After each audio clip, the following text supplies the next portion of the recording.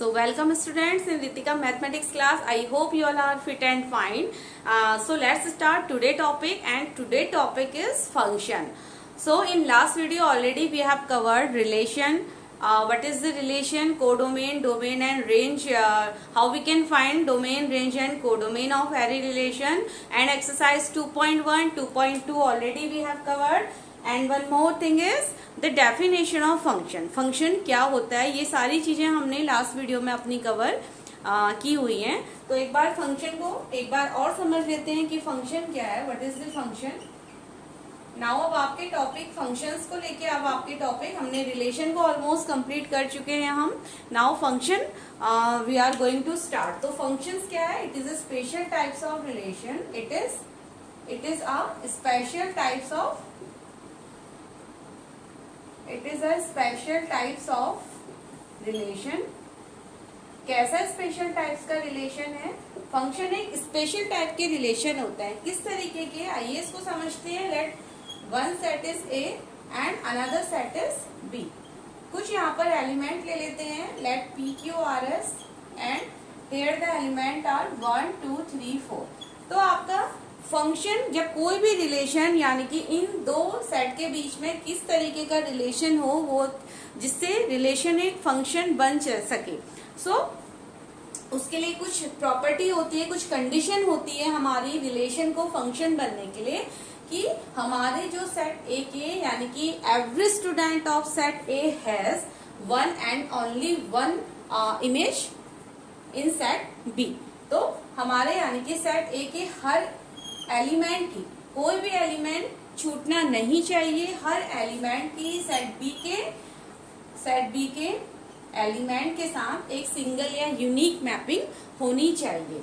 एक सिंगल या unique mapping होनी चाहिए. अब आप इसको दोबारा इस तरीके से समझ लीजिए कि केवल यानी कि one button and one function. One button one function. आप ये समझ सकते हैं कि एक बटन का एक फंक्शन एंड एक बटन का एक फंक्शन. इस तरीके से आप मैपिंग को समझ सकते हैं. अगर आपकी मैपिंग कुछ वन बटन टू फंक्शंस के साथ रिलेट करता है तो वो रिलेशन आपका फंक्शन की कैटेगरी में नहीं आता है. तो ये सारी चीजें हमने ऑलरेडी, मैंने आपको लास्ट वीडियो में ये सारी चीजें डिस्कस की हुई हैं. सो अब इसमें थोड़ा सा आगे प्रोसीड करते हैं. तो यहाँ पर सेट ए के हर एलिमेंट की एक सिंगल एंड यूनिक मैपिंग है सेट बी के एलिमेंट के साथ. तो इसको हम कहते हैं, तो इस तरीके का रिलेशन हमारा एक फंक्शन होता है. अब now next thing is now, तो अब आप फंक्शन को आप समझ चुके हैं कि फंक्शन क्या होता है. अब इसको थोड़ा सा एक प्रैक्टिकली हम थोड़ा बेसिक वे में समझने की कोशिश करते हैं. फंक्शंस के पास कुछ आउटपुट्स होते हैं और कुछ आउटपुट आ जाते ही कुछ इनपुट्स हमें मिलते हैं. आप ये समझ सकते हैं कि कुछ इस तरीके से एक मशीनरी प्रोसेस है. इस तरीके से कुछ एक मशीन है. इस मशीन के अंदर लेट एक फंक्शन मैंने डाला है y equals to x square. एक फंक्शन है. ये एक हमारी मैथमेटिक्स मशीन है. जैसे आपको पता है, अगर हम एक गाड़ी के अंदर यानी कि अगर हम एक गाड़ी के अंदर एक अच्छा इनपुट यानी कि एक अच्छा पेट्रोल हम डालते हैं, अगर गाड़ी पेट्रोल की गाड़ी है और हमारा इनपुट यहाँ पर पेट्रोल ही जाना चाहिए, तो गाड़ी भी हमें एक स्मूथ वे में क्या देगी, आउटपुट देगी. अगर आप पेट्रोल गाड़ी पे डीजल को अगर आप डाल देते हैं तो हमारा सारा आउटपुट भी क्या हो जाएगा. अगर इनपुट बेकार होगा तो आउटपुट भी क्या होगा, वो भी हमारा नहीं आएगा. तो इसी तरीके से मैथमेटिक्स में भी यानी कि सारी इस तरीके की कुछ मशीनरी चीजें हैं. मैथमेटिक्स में भी आप फंक्शन को, function is a part of machine. यानी कि जो भी हम यहाँ पर इनपुट डालेंगे, जैसे मेरा फर्स्ट इनपुट अगर मैं यहाँ पर डालती हूँ, अगर मेरा input now one more thing is y को हम फंक्शन के, जब हम फंक्शन को डिनोट करते हैं तो y हमारा fx भी होता है. यानी कि हम यहाँ पर इस फंक्शन को इस तरीके से लिख सकते हैं. तो y equals to fx equal to x square. This is our function. और फंक्शन को रिप्रेजेंट करते हैं फंक्शन ऑफ x. इसको आप कैसे रीड करेंगे, फंक्शन ऑफ x. नाउ अब हम जैसे अगेन हम अपने वापस अपनी मशीन में आ जाते हैं। अब देखिए मैंने कुछ इनपुट वैल्यू, अगर मैंने यहाँ पर इनपुट यानी कि इनपुट वैल्यू हमेशा x हमारा इनपुट वैल्यू को यहाँ पर रिप्रेजेंट करता है एंड y हमारा आउटपुट वैल्यूज को यहाँ पर रिप्रेजेंट करता है फंक्शन के केस में। तो अगर मैं x की वैल्यू को 1 पुट करती हूँ तो मेरा आउटपुट यहाँ पर क्या दे आ जाएगा, तो y इक्वल्स टू 1 मुझे आउटपुट मिलता है। अगर मैं यहाँ पर फंक्शन को, चलिए यहाँ पर फंक्शन को -1 आप पुट कर लीजिए।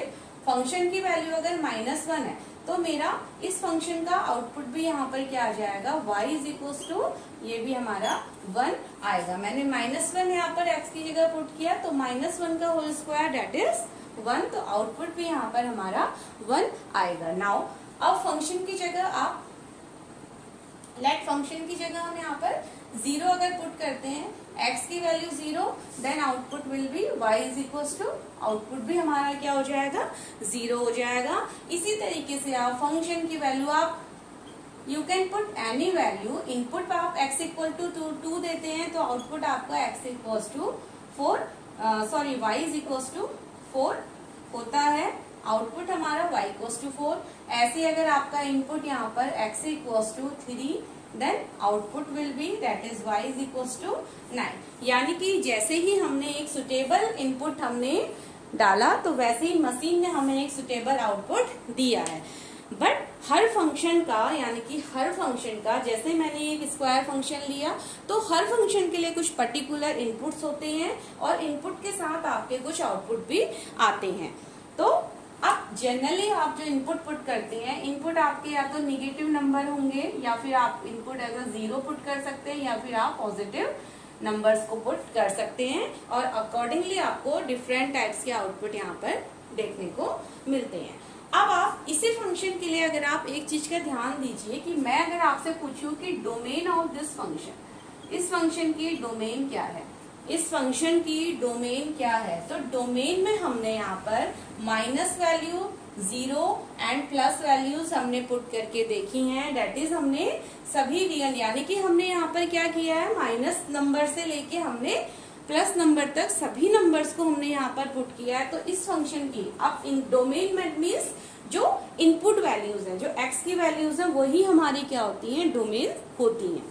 x की वैल्यू यानी कि जो भी हमने इनपुट वैल्यू पुट की है वही हमारी यहाँ पर डोमेन होती है। तो हमने x की वैल्यू पुट की है, माइनस भी पुट की, 0 भी पुट की और 1 भी पुट की, यानी कि ऐसे ही हम कोई भी minus number, negative number, 0 and any positive number हम एज अ डोमेन यहाँ पर पुट कर सकते हैं।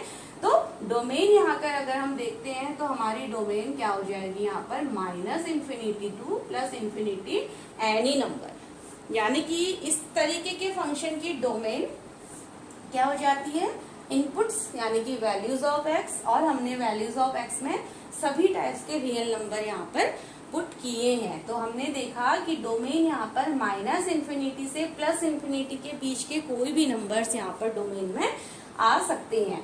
अब हमेशा, और सेकेंड थिंग आप ये हमेशा ध्यान रखिए कि जब कभी भी आपकी इन्फिनिटी की बात होती है तो इन्फिनिटी को कभी भी क्लोज ब्रैकेट में बंद नहीं किया जा सकता। अगर आप इस तरीके से इन्फिनिटी को लिखते हैं तो ये आपका रॉन्ग रहेगा, क्योंकि इन्फिनिटी इस तरीके की वैल्यूज है, इन्फिनिटी को कभी भी आप एक क्लोज ब्रैकेट के अंदर बंद करके नहीं रख सकते।